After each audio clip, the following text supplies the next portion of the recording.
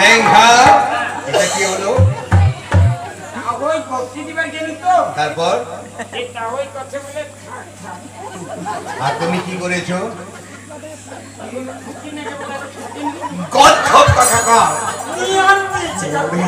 ওরে লেঙ্গা, তোমার তাহই মশাই তোমাকে আশীর্বাদ করছে যে থাক থাক বাবা, আর তুমি শুয়ে পড়েছো। লেঙ্গা রে, কিছুই বুঝে না রে, যা ভক্তি করো।